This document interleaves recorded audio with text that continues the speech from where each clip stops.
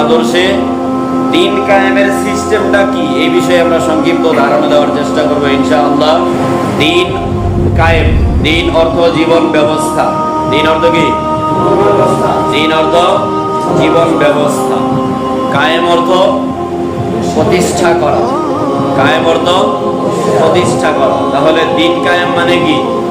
জীবন ব্যবস্থা কায়েম করা, জীবন ব্যবস্থা প্রতিষ্ঠা করা, তাই না? এখন এই জীবন ব্যবস্থা যে দিন কায়েম যে আমরা করব, এটার সঠিক পদ্ধতি সংক্রান্ত বিষয়ে আলোচনা যাওয়ার পূর্বে প্রশ্ন হলো, আমাদের এই দিনটা কি পরিপূর্ণ নাকি অসম্পূর্ণ?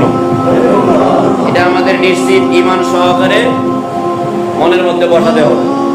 আল্লাহ বলছেন সূরা মাইদা 3 নম্বর সূরা 5 নম্বর সূরার 3 নম্বর আয়াত, আল-ইয়াওমা আকমালতু লাকুম দীনাকুম ওয়া আতমামতু আলাইকুম নি'মাতি ওয়া রাদিতু লাকুমুল ইসলাম দীনা।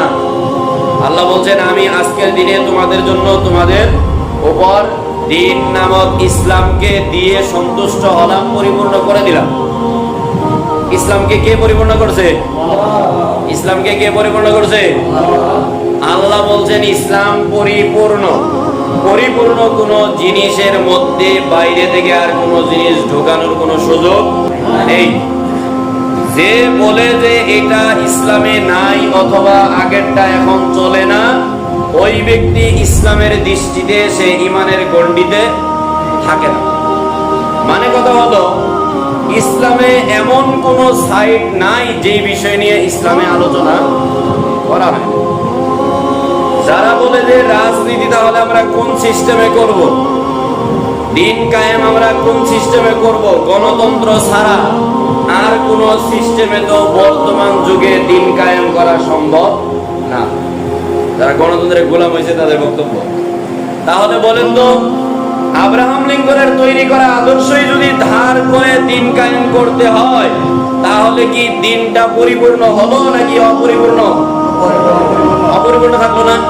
কারণ আব্রাহাম লিঙ্কন কিছুদিন আগের জন্ম, এই লোকের মতাদর্শ যদি এখনো ইসলামের দরকার হয়, তাহলে ইসলাম এই সাইডে অসম্পূর্ণ ছিল, তাই না?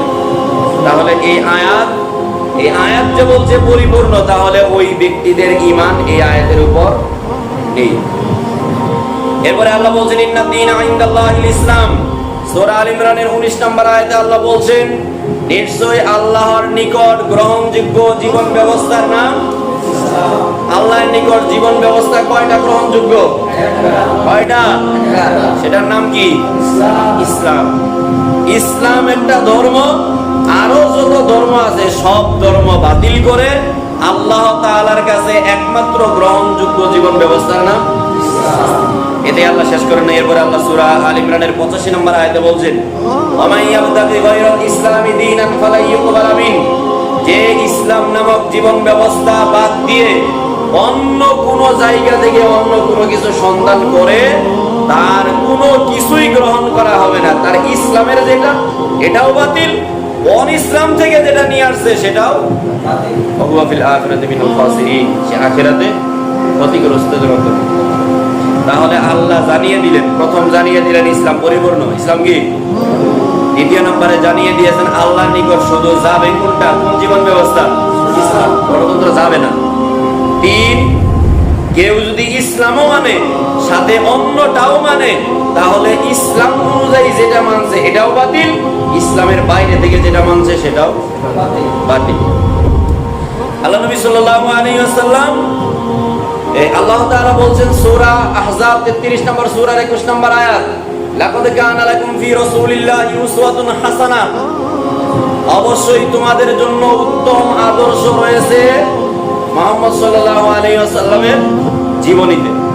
আমাদের উত্তম আদর্শের ব্যক্তিকে, আমাদের উত্তম আদর্শ ব্যক্তিকে মুহাম্মদ সাল্লাল্লাহু আলাইহি ওয়াসাল্লাম কি এখনো বেঁচে আছে না মারা গেছে? তাহলে যেদিন মারা গেছে তার আদর্শ সেদিন থেকেই কমপ্লিট হয়ে গেছে। আদর্শ সেদিনই কি হয়ে গেছে? কমপ্লিট। এখন শুধু মানা লাগবে, এখন আর তার আদর্শের কোনো কিছু বৃদ্ধি করার সুযোগ নাই।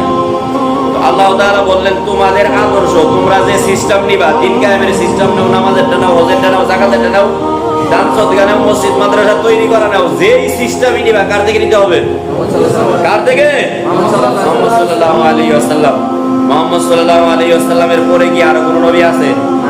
যদি নাই থাকে তাহলে আব্রাহাম লিঙ্কন কি? একটা আদর্শ তৈরি করার জন্য, একটা আদর্শ মানার জন্য একজন নবী লাগে। যারা আজকে ইসলামের সিস্টেমকে বাদ দিয়ে গণতান্ত্রিক সিস্টেমে দিন কায়েম করতে চাচ্ছে, এরা রাজনৈতিক দর্শনে মুহাম্মদ সাল্লাল্লাহু আলাইহি ওয়াসাল্লামকে নবী থেকে বাদ দিয়ে আব্রাহাম লিঙ্কনকে নবীর জায়গায় বসাচ্ছে। মারাত্মক কত নিচে নেমে গিয়েছে, এটা একটু মেপে দেখা উচিত।